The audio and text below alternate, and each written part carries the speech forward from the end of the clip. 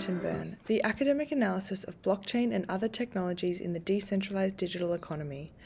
I'm your host, Kelsey Nabin, and we are tuning in remotely from the RMIT University Blockchain Innovation Hub to bring you interesting guests and test frontier ideas.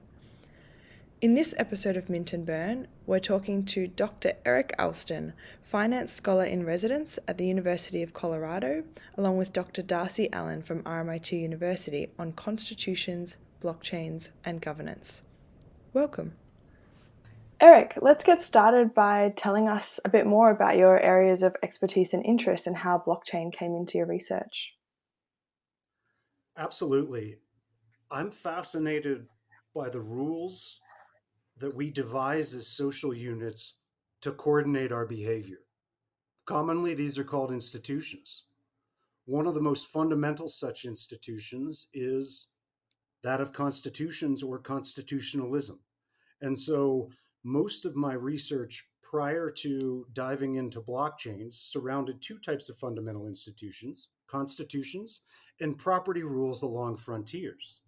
In my mind, blockchain is actually a technological is a form of technology that is that governs property on a new digital frontier like a constitution.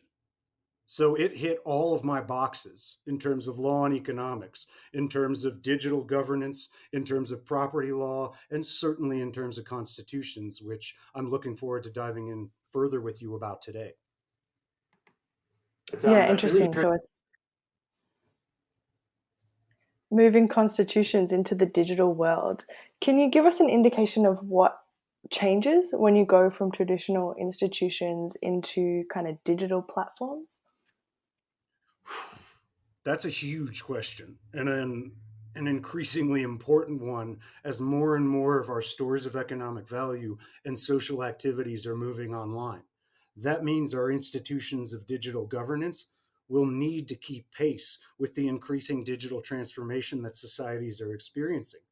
But there are important distinctions between, say, governance by protocol, or law as code, as it's sometimes called, and governance as it tends to occur in the real world. In particular, one example is surrounds the way in which many rules in the world are default rules. They are not intended to be activated. Indeed, the ideal social outcome would be that we never applied our laws against murder. Code is very different because it is designed to execute, such that there are important structural differences between the ways in which we've come to govern ourselves in the physical world, so to speak, and the ways in which we will govern ourselves in the digital realm. And so I'm excited to be part of this conversation defining this very frontier of governance, which is to say, in most private organizational contexts in the real world, that governance is incredibly centralized. Not, oh, you could never believe how centralized it is, but very, very centralized compared to the forms of governance that we have come to associate with complex modern market democracies, aka constitutional governance.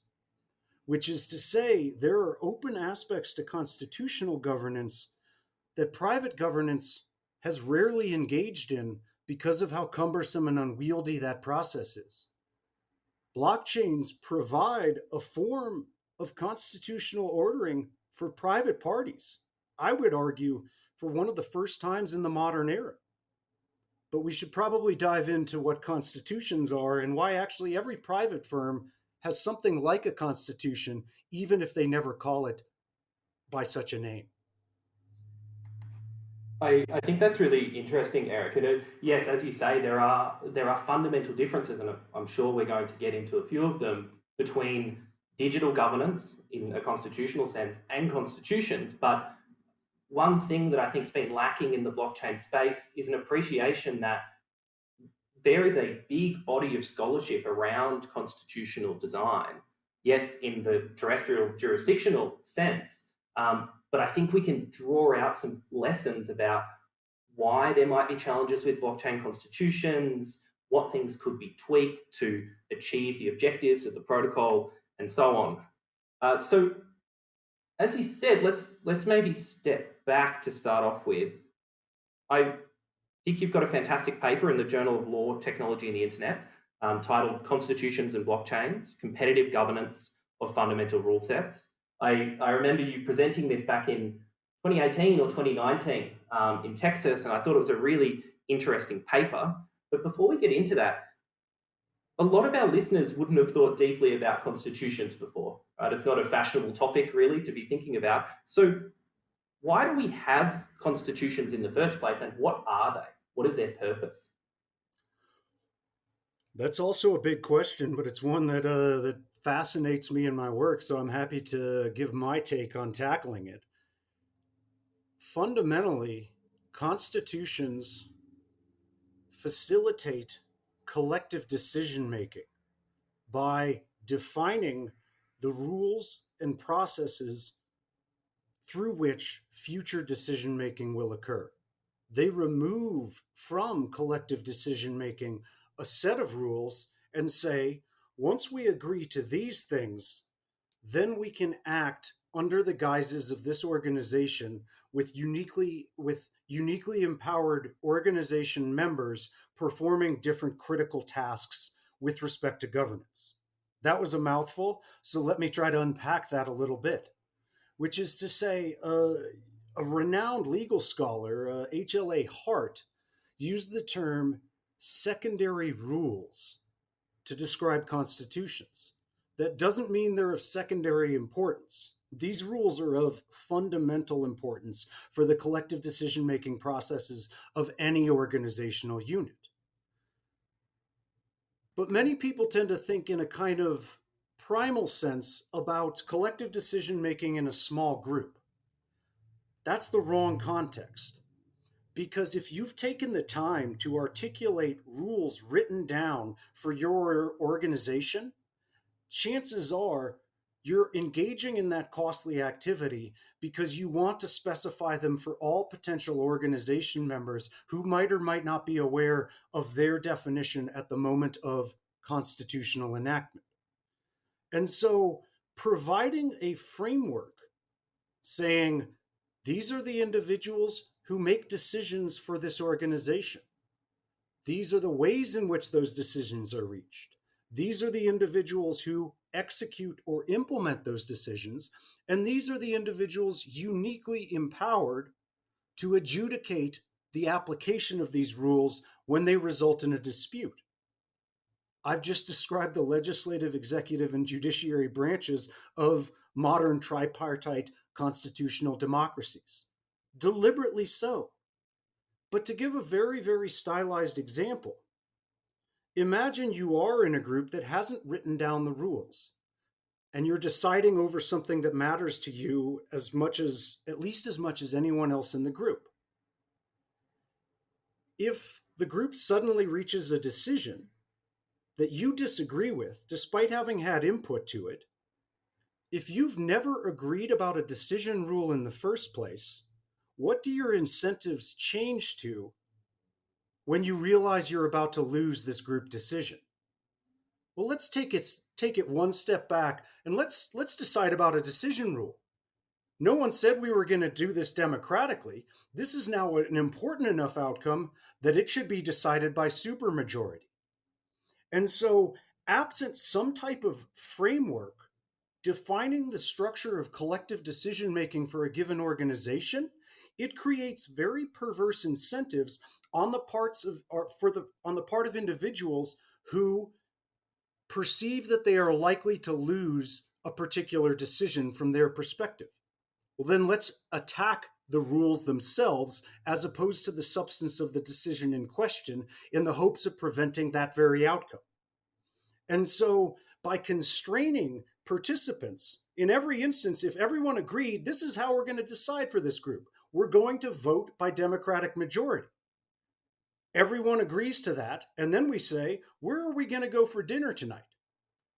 And the group votes, and Darcy hates Chinese food, and really wanted tie? How does he look if everyone before the decision agreed to the decision rules, and then when he loses, he says, these decision rules suck, I don't want to abide by them? It looks very different than a context in which those decision rules were never defined ex ante. And so there are intense efficiencies resultant to collective decision making in groups at scale from the definition of a set of rules that uniquely empower individuals to act or decide when it comes to questions of governance. That's really interesting, Eric, and I really enjoyed that explanation because I don't think we think about it enough. And it's worth pointing out, as you mentioned, that those decision rules, constitutional rules, they don't emerge from nowhere. They're created in groups in the Bitcoin or blockchain space. With Bitcoin, it may have been created by an individual. Now we see developers spinning up new chains all the time with new decision rules. And what strikes me is just the pace of that constitutional design problem and then the competition that happens between those different constitutions. So we mentioned at the start here that there's this field of constitutional design. In your paper, you focus on a few of those major design considerations in designing a constitution and a blockchain constitution. And it'd be great to sort of tease out what those specific design decisions are and what are some of the trade-offs. So the first one that you've got is constitutional amendment rules. What are constitutional amendment rules, and how should we think about them in terms of blockchain design? Absolutely. Constitutional amendment rules are even more important than people realize.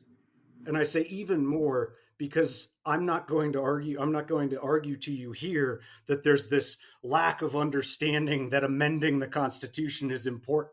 Of course not. When a nation amends its constitution, that's considered to be a fundamental moment, provided they're not tinkering on some tiny detailed little margin of the Constitution for less than fundamental reasons. And so, but my argument is amendment rules reveal something deeper about the act of constitutionalization itself. So in the United States, our Constitution is very, very difficult to amend, requiring much more than a majority in our legislature, as well as the ratification of the states that are subject to the Constitution that emanates at the federal level. That means, though, that the constitutional designers wanted massive amounts of power to rest with the states themselves. To put it differently, imagine if under the new administration in the United States, they said, we want to change the constitutional amendment rule to exclusively occur at the federal level. So only federal congressional representatives in the legislature and the executive have a role in this now. That, I'd like to believe it wouldn't provoke violent revolt, but it probably wouldn't be that far shy of it, because effectively that would be removing the fundamental constituent role that states play in amending our Constitution. So changing the rules, changing the way in which you change the fundamental rules is an act of changing your government almost in its entirety, because all of your governance processes are occurring in the shadow of this set of secondary rules. And so changing the way that those rules are amended has deep structural implications for the political dynamics occurring within that constitutional system. And if amending the Constitution just became easier, for example, that may well mean fundamental political change. And so, separate and apart from the act of amending the Constitution itself, one should look closely at the amendment rule that a Constitution contains, because that is probably one of the most sort of naked depictions of what the drafters thought the fundamental ordering of governance in that particular constitutional system should look like. In the case of the United States, they thought the states must have a fundamental role in preventing or allowing any amendments to this charter. And so amendment rules are among the most fundamental institutional design question that exist when it comes to constitutions. Although there's plenty of similarly important questions that constitutions betoken, especially when it comes to governing complex modern market democracies like the ones we both live in. So just to bring this back to the blockchain space, what are we talking about when we're talking about a change in constitutional amendment rules? Are we talking about a change in the fundamental consensus mechanism? So going from ETH1 to ETH2 and shifting from proof of work to proof of stake. Do you have sort of an example of what that would look like? Or are we talking more about changing the rights of vote holders in the system in how it's governed? So I'll take the easier question first, which is you hit the nail on the head. I'm describing changing a consensus mechanism for a given blockchain, provided the structural components of the blockchain are subject to change by that consensus mechanism. So one thing that puzzles me slightly when using my constitutional analysis lens to consider blockchains is, should all rules be subject to the same decision rule on a given blockchain? Because currently, on most blockchains, they are, with a few important exceptions surrounding the structural foundations of what the network is indeed engaging in the first place. So the closest analogy to changing your amendment rule in a fundamental way is the ETH1 to ETH2 transition that you were describing, Darcy. That, and how long did that take the Ethereum network? I think I remember reading about the Casper protocol updates that were supposedly going to make that transition back in 2017. And so figuring out a way to govern these networks differently than the first mover, Bitcoin with its proof of work consensus mechanism, has proven to be much more of a bedeviling task than many people thought it would be when Vitalik Buterin originally proposed a proof of stake or a variant of proof of stake. What was originally proposed certainly isn't what ended up coming out of that meat grinder. But I'm happy to explore some of the changes in incentives occurring on that particular blockchain as a result of the transition to proof of stake. But you made an important point, Darcy, which was if you change the voting rule enough, you might be changing the equilibrium balance of interests within your constitutional order itself. So there are many ways you can fundamentally alter a constitutional order in addition to changing the amendment rule. One of them, as you noted, change the voting rule enough, and notwithstanding no structural change to the Constitution other than that, that can still be a pretty fundamental change for a given network governed by a blockchain. That's really interesting, because I think what we've seen over time is a movement towards trying to formalize voting rights within these decentralized networks in many ways, whether that's a good thing or not. And subsequently, that means defining the rights that those vote holders hold. But what you have is you have developers at the start developing a protocol, perhaps developing some kind of formalized voting governance structure, but not really necessarily understanding who the stakeholders are as the constituency changes, in essence, in a sort of constitutional sense. You might have a small group of developers at the start. Over time, you have enterprise users coming in, you have different speculative traders. The ecosystem expands, and those voting rights don't necessarily match up with what that constituency wants anymore. But rather than going into that, I think it'd be useful if it would be great if you could outline, there's sort of this fundamental trade-off in constitutional design between having a very flexible constitution, so one that's easily changed, and versus a rigid constitution, or one that doesn't change very easily, perhaps because there's large supermajority requirements or whatever it happens to be. It would be great if you could describe that trade off a bit and how it relates to the blockchain space.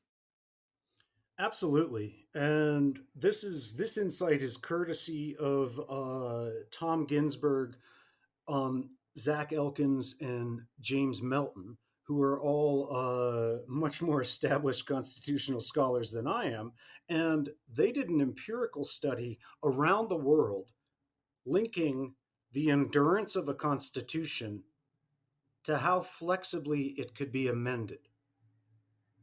And they found, and this should be intuitive, the more readily that a constitution could be adapted, the longer it tended to endure in practice.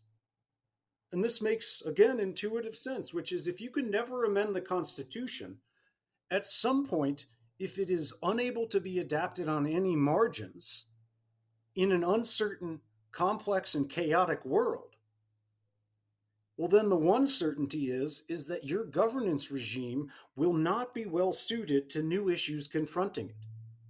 And so, a simple stylized example of this, which is why a judicial interpretation of constitutions has considerable social value, is GPS trackers and individuals' rights against unreasonable searches and seizures under the US Constitution.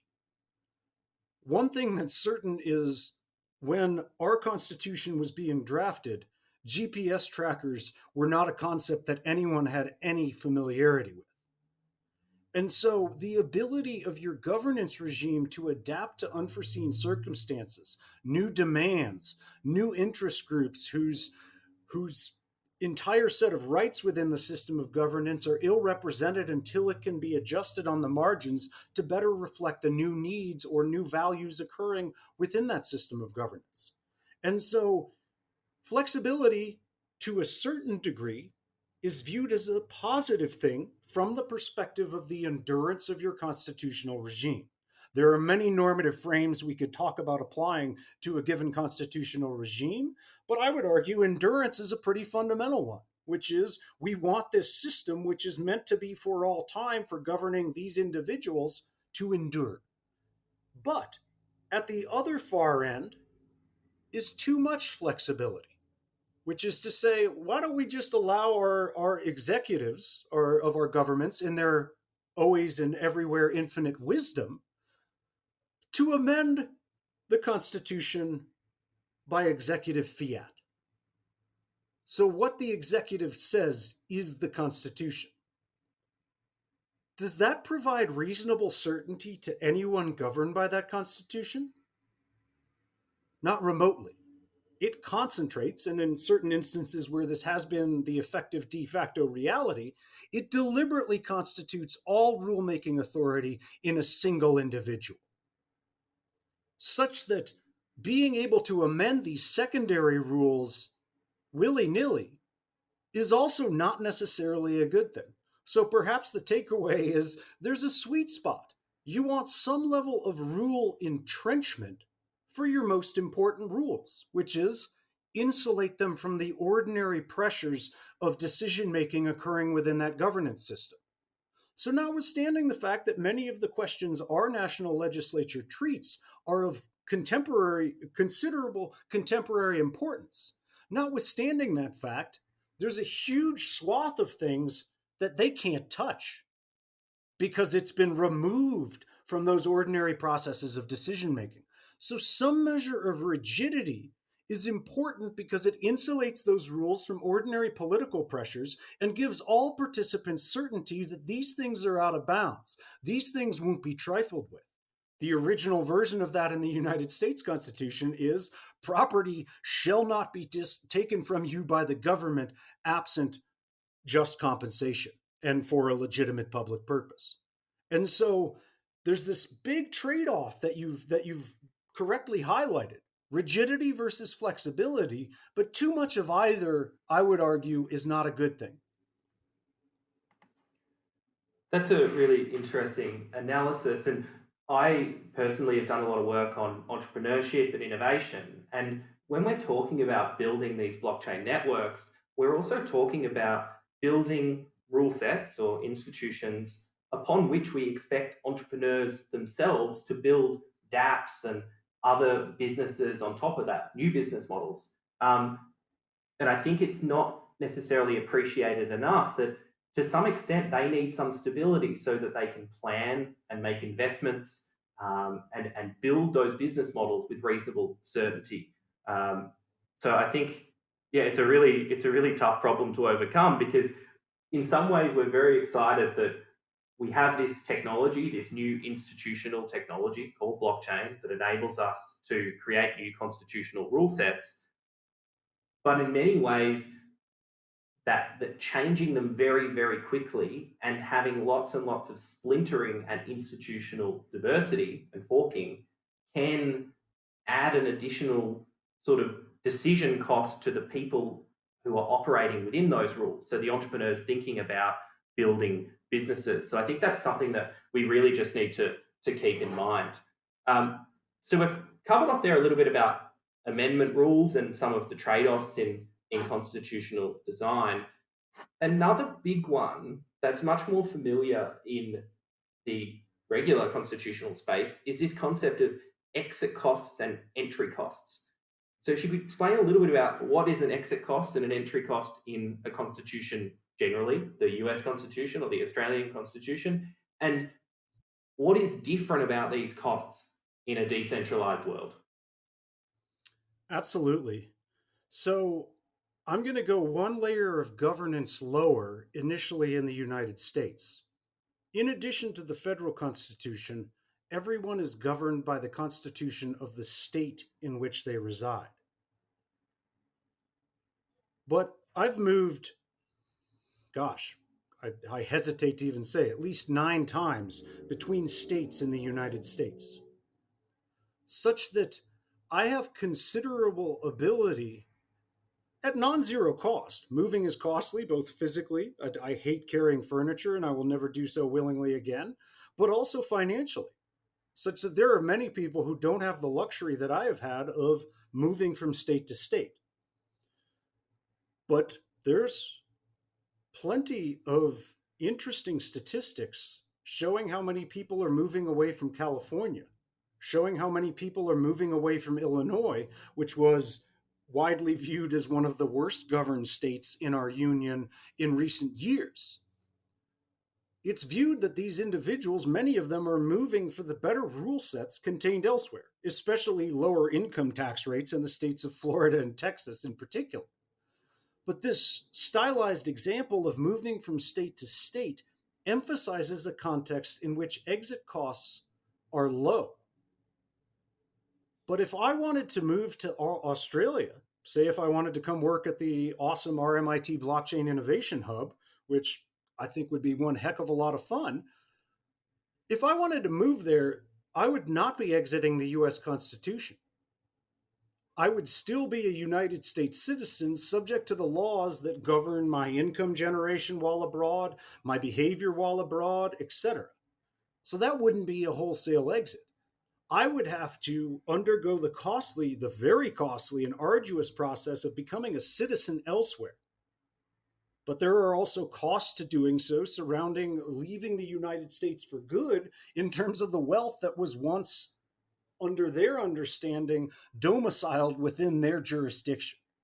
And so leaving a public constitutional order for another at the national level is literally as costly as becoming a citizen of another nation, which isn't very easy unless you have a lot of money and are going to one of the places that offer their passports for sale.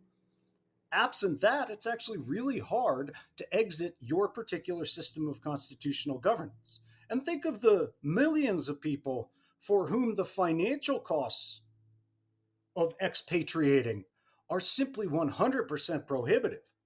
In those cases, those are effectively infinite exit costs. They cannot exercise that decision even if they wanted to.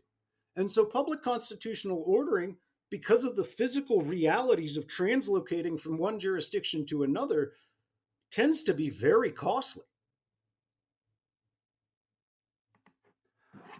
And so in the blockchain space, in general, we would think that exit costs have just rapidly declined. So it's very easy for me to go out of one particular blockchain ecosystem into another one. Of course, it's different in different areas, but just generally, the costs have gone down of exiting. And yes, there are some fantastic benefits from that. It means I have institutional choice. I have choice over the rules that I would like to exchange and build businesses under.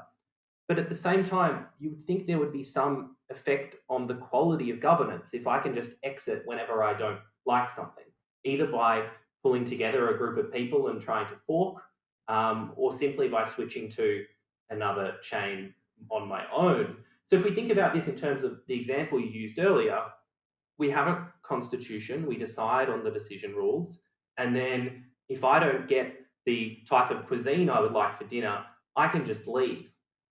Doesn't that change? What do you think there is an effect on the quality of governance from this ability to exit, and that we will just end up in small, tiny communities that might be largely unanimous, but we don't get those network effects that come alongside decentralized infrastructure? Is that a consideration? Yeah, and I'll just throw in there not just the quality of governance, but also the sort of decision space or choice for this idea of citizenship that you mentioned as well is really kind of pervasive in the blockchain rhetoric, at least. I think both of these are very important points surrounding exit costs. And so, on the one hand, they can be viewed as positive, as a form of discipline on the authorities making decisions in a given jurisdiction. But at the same time, they have both perverse and complex effects on the incentives of individuals subject to them. When exit costs are low enough, and what I mean by that is in a comprehensive sense. So Darcy, imagine at a moment's notice, as soon as you realized we were about to go for the food you didn't want. And by the way, I love Chinese, so I have nothing against Chinese food. Randomly chosen example, but if you could just hit a button and immediately be in a place with the exact same number of people, also who are your friends, except they're going out for Thai food. Well, then probably you're just going to be hitting that button anytime you get a whiff of a decision not going your way. But the problem is these new communities, as you've noted, are increasingly splintered or small scale, which is particularly problematic in the context of networks like those supported by blockchain technology, because there's a concept in economics called network goods. And maybe it's not one network to rule them all, but typically it's a small number of participants in a highly concentrated, massive industry. If everyone used different currency, we would not use currency at all. We would be back to bartering. It's only valuable if enough other people use it. So accordingly, blockchains are network goods in terms of most of the things that they're providing. Bitcoin's value is a function of how much other people want it at the time you choose to convert your store of economic value that you've parked in Bitcoin into something else that you can exchange it for, whether it's for fiat or whether it's for direct payment for consumer goods, such as Elon Musk's recent announcement that Tesla intends to accept Bitcoin for purchases of its vehicles.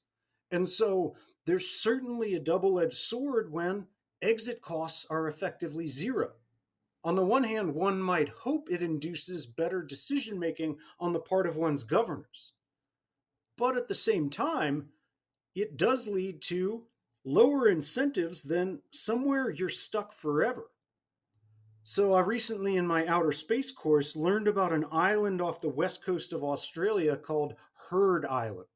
And I use west coast loosely because it's pretty far out there. Imagine if you're stuck on that island for the rest of your lives with 100 other people. Your incentives to figure out your disputes in a way that doesn't result in outright violence are as strong as they could possibly be. You can't leave, and you're stuck with exactly that same set of people on that island forever. So exit costs, in some sense, can actually beneficially channel people's incentives to figure out better governance solutions to the problems facing their particular organization. And I see Ethereum's, even the direct rhetoric surrounding staking ETH in their new beacon chain as this, which is invest in this community. And if we do well, you will benefit immensely. And there will be costs to your departing, especially early or not under the terms that we've all agreed upon ex ante. And so exit costs are not necessarily a bad thing because of their complex effect on the incentives of individuals governed by a particular set of institutions from which they have the choice of whether or not to exit. And so at the same time, on a related point, it must be that simply the threat of exit being there can have a very strong effect on the quality of governance. So the analogy that I'm thinking about here is when we talk about special economic zones or special jurisdictions, some of the literature around this is talking about how just having that additional threat of exit, or which is the equivalent of lower exit costs through a special economic zone, can have a beneficial effect on people within the initial jurisdiction making better governance decisions, or at least putting more effort into those governance decisions, which I think is really interesting. Absolutely. It directly implicates competitive governance. You can't really talk about exiting to a different jurisdiction without talking about, well, what are the motives for someone exiting to that jurisdiction? If they're based in the governance choices in that jurisdiction compared to the one from which they exited, then effectively these systems can compete with one another. Granted, that competition isn't always and everywhere viewed as beneficial. In public institutional ordering, it has sometimes been likened to a race to the bottom. But when it comes to the governance of stores of economic value, their reliable, transparent, and efficient transmission from one individual to another, I'm not so sure that the forces of competitive governance necessarily lead towards a negative equilibrium, because everyone wants not identically the same thing, but what they're pursuing with these early blockchain structured networks surrounding the transmission of reliably scarce digital units of value. That's an area where I am optimistic about the forces of competitive governance. Indeed, if you read the Ethereum white paper, it says Bitcoin, awesome innovation, does these things well, but we think we can do these other things better. The Ethereum proof of stake transition, Bitcoin, you guys got a lot right. But boy, your energy consumption per transaction is rough. And it looks to get rougher the more people that load onto that network because of the mechanics of how your network is structured. Maybe we can figure out a way to structure our network more efficiently so our per transaction energy burn is much, much lower. And so, to me, these are the forces of competitive governance occurring in real time around us. I think they're awesome to watch. I'm generally optimistic about them, although I do have concerns about what I call political ignorance in these communities.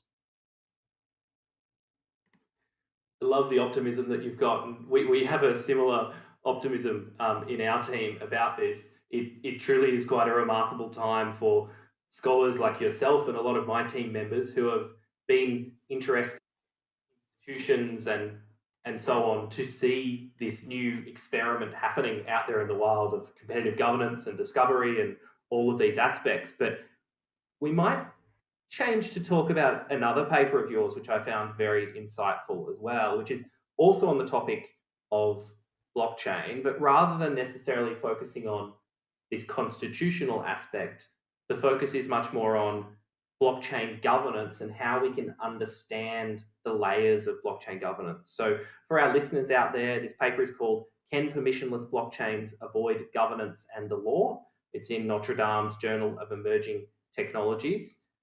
And I wanted to ask you, Eric, so can permissionless blockchains avoid governance and the law, or do they fundamentally need to be governed? To jump in as part of this discussion, feel free to explain what you mean by political ignorance as well. So I'll start with the four types of governance, which I think should be fairly intuitive to most of the listeners here, which is think of a private organization to which you belong, be it your employer, be it your church, be it a sports club, you name it. That private organization probably has people who make decisions for it. It has policies and procedures, if it's your employer, including ones by which you can be terminated or disciplined. So it has much in common with a lot of the institutional ordering out there. So when you work for your private employer, are you therefore contracted out from all law? Of course not. I think many people wish that were the case, especially in jurisdictions where they dislike the laws governing them. But at the end of the day, that is a subsidiary unit or organization within a much larger organization, aka a state, a locality, or a nation, depending on the laws we're talking about that individual being subject to. And so this harkens back to Elinor Ostrom's concept of polycentricity, which is any individual you can find, they are a member of different organizations that are nested within, among, and above one another, depending on the chosen organization in question. So, using this analytical insight, I took on what I consider to be a predominant misconception in blockchain communities, which is blockchains automate certain processes of governance. But many people mistake that insight for the belief that blockchains do not need governance, that they are governance free, that once you hit start on the blockchain, there are no disputes.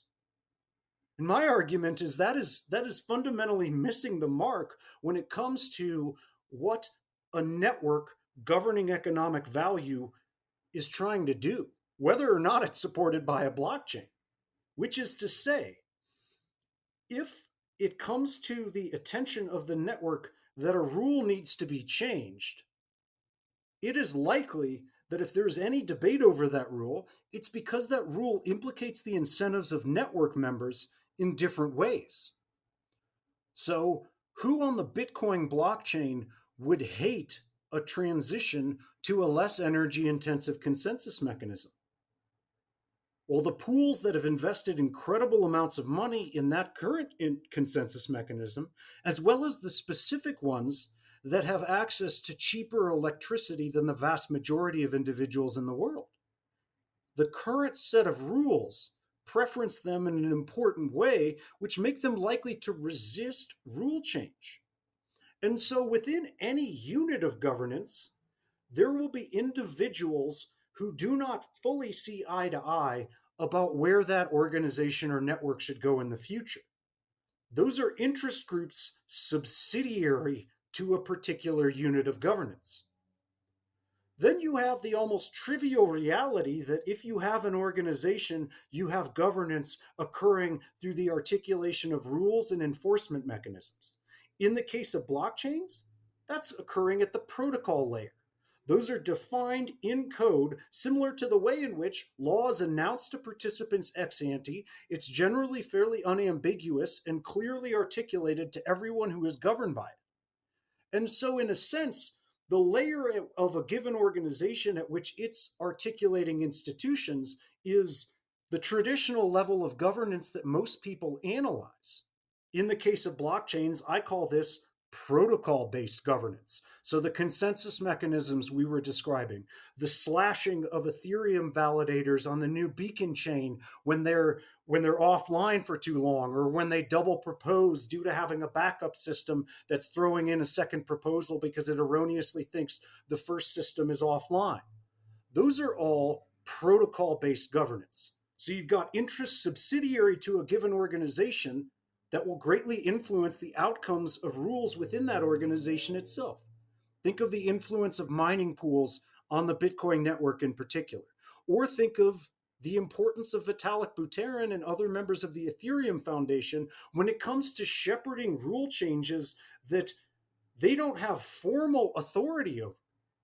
in the sense that no one elected Vitalik Buterin to be dictator of the Ethereum network, yet some people criticize him as acting that way. I'm agnostic about whether or not that's a good form of governance at the startup stage in which he's engaging. But he and the group of developers at the Ethereum Foundation are another example of subsidiary governance processes on a given blockchain network, which can also be understood as an organization.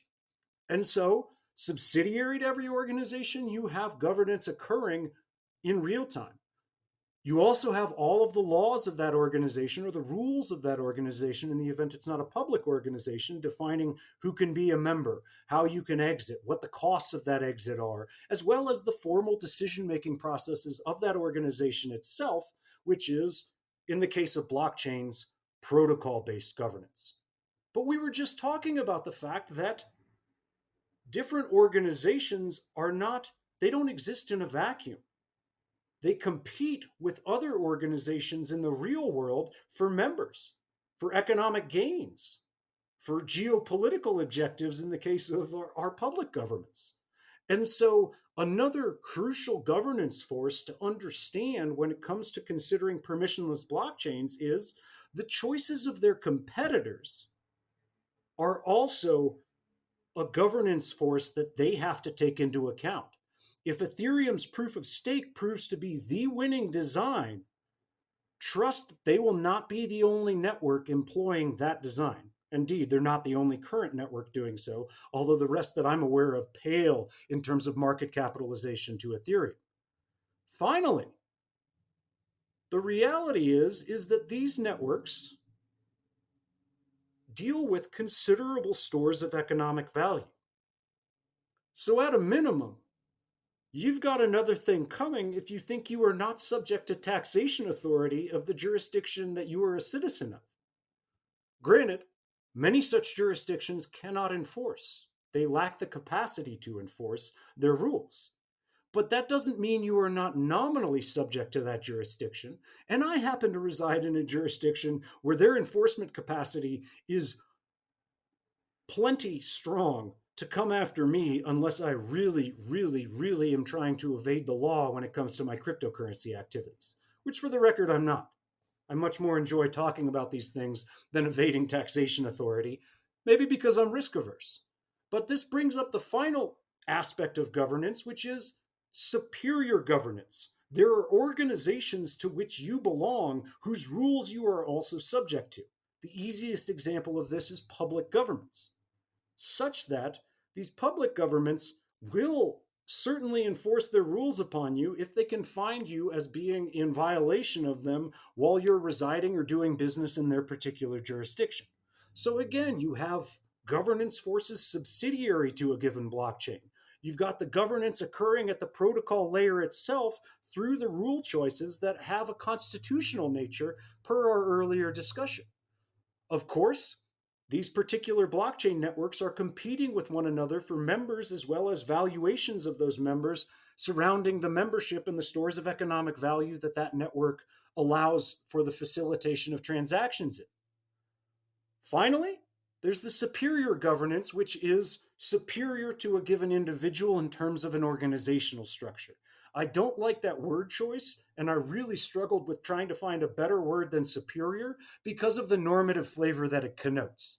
I am not arguing that our public government is intrinsically superior to blockchain governance. I'm saying within the nested understanding that Ostrom's concept of polycentricity provides, that layer of governance is superior to the specific permissionless blockchain networks to which I devote my analysis. And as a final small point about competitive governance, which is an important one for people interested in blockchain communities, it surrounds the concept of political ignorance. Which is to say, the presumption of exit for a better rule set directly assumes that the individual choosing to vote with their feet, as it's called, that individual knows the trade-offs that they are subjecting themselves to. But if instead you're just a speculator who's saying, oh, this looks like it's about to be on a bull run, I don't even understand what a consensus mechanism is, let alone the distinctions between the different consensus mechanisms that supposedly make all the difference between these cryptos. I just want to make bank. Well, then the discipline you're exerting on the blockchain network that you're leaving is not one born of your informed institutional choice. It's just due to you chasing the money. And so my presumptions about the dynamic benefits to institutional innovation resultant from competitive governance between blockchains to some extent hinges on how informed network participants and users are about the institutional trade-offs to which they are subject, which is part of what motivates me in producing my scholarship in the first place. It's like, hey, a lot of people have been thinking about how to structure our collective orders in a way that's reliable, that provides trust to people who don't know one another, that their disputes will be resolved equitably, or even better, prevented from occurring in the first place. So, all of that is to say, I want more people to be talking about institutions and governance in this space because that is what is going to drive beneficial innovation in the future. I think your point about political ignorance is really important. And I think when we're talking about how some ecosystems are trying to overcome this problem, what they're trying to do is weight your voting power, well, of course, in terms of your stake, but also in terms of how long you have been in that particular ecosystem. Other attempts are new systems like quadratic voting. Some of my colleagues have written a paper about commitment voting, or new ways to try and incentivize more knowledgeable access to more knowledgeable input from people within these decentralized ecosystems. The problem with this, of course, is that it seems to push back against the idea that these are completely community-driven blockchains. But I think it's valuable to be thinking about that. Back to your paper where you're talking about these 4 levels of governance or layers of governance. At the Blockchain Innovation Hub, we've also been doing some work along a similar line. A few of us are big fans of Eleanor Ostrom, have been working, and Vincent Ostrom, and have been working on their area for a long time. We've been studying it. I think this layered idea is really, really powerful, or nested levels of governance, because Eleanor Ostrom, for our listeners out there, won the Nobel Prize in economics, and she won it because she went out and studied common pool resource systems. So she went out and studied shared resources that were governed by communities, so fisheries and forests and irrigation systems, and looked at how those communities organize themselves in terms of rules. And what came out of that analysis was a list of design principles for what would make for robust governance of collective goods or common resources. A lot of the early work taking Ostrom and applying it to blockchain, I think, have made the mistake of jumping straight to the rules for managing common pool resources, such as have defined boundaries, and applying them straight to blockchain systems. But I think there's a lot more research to be done in a deep analysis of how blockchain systems are governed in a nested sense. What are the layers of rules? What are the specific rights of each of the stakeholders within the systems? And studying both successful and unsuccessful examples, because that's what Ostrom did. It wasn't just looking at the successful ones, it was also looking at what didn't work in the governance of shared resources. So I love this line that you're taking around polycentrism, and I think it's really valuable to think about it in that way.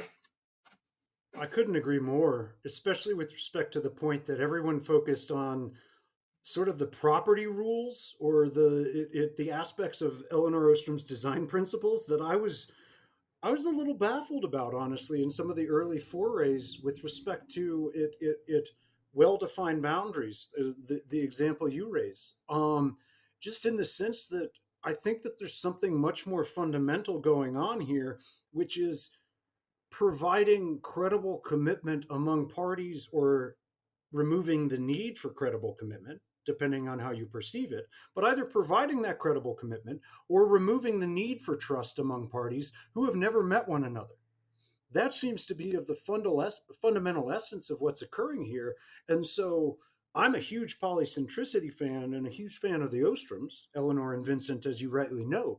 But it seems like a lot of people dove into the weeds without taking a bigger picture look at what they had to say about this complex nested system of governance that we're all engaged in, whether we like it or not. That's right, because the design rules are the output of the research, not the input into the design of platforms per se. So there's a lot more work to be done. Just on the point that you bring up there, I think that one of the fundamental challenges that we still haven't overcome, well, I say still, this technology is only a decade old, is essentially a kind of founder's problem, in that you have developers at the start, a very small community in general, who are starting or building a network, designing governance, and then trying to rapidly expand that network, but also sort of credibly commit that they don't have access, that they don't have power over it. So you've got this complex interplay between you might need some of those founders there in an informal sense to coordinate the community, but at the same time, there's this feeling it should be much more decentralized. So what I'm trying to get across here is that I think one of the fundamental differences in blockchain governance is this problem of founders and bootstrapping and rapidly changing stakeholders within the ecosystem, which is very different to the Ostrom problems that they were covering. Although I would note that perhaps the strongest test of a new constitution following a military or other type of dictatorship is whether the independence fighter, the most salient figurehead of that independence movement that led to the new constitutional order, whether they respect the term limits that the Constitution puts upon them that seem fine when they're moving out of the dictatorship. But eight years after that, when that former independence fighter has come to enjoy the reins of power, and perhaps rightfully believes that they are the leader that that nation needs, notwithstanding the mandates of the Constitution that no executive shall serve more than 2 terms, that's the real test, which is how do you transform governance innovations from the vision of a charismatic, important, perhaps brilliant or highly effective individual? How do you transform governance institutions from the personal to the impersonal? So I, for one, am not surprised that we're seeing this problem in blockchain communities, because it's quintessential out there if you care about governance. How do you get the powerful to commit to constrain themselves when they do not want to be constrained in the future? The founders are one very, very important example of that, but I see the problem as even more general. And at that big question, in a way, I'm going to pause the conversation. Eric, I think you've been incredible at making constitutions highly engaging and relevant. And that linking of the digital world to how it affects the real world and vice versa has been very interesting, from the design space to the application all the way to outer space, which I'll add a link in the show notes to some of the research going on there as well. Thank you so much to both of our guests, Dr. Eric Alston and Dr. Darcy Allen, for joining us. And thank you to our listeners for tuning into this episode. You can check out the show notes and get in touch at rmitblockchain.io.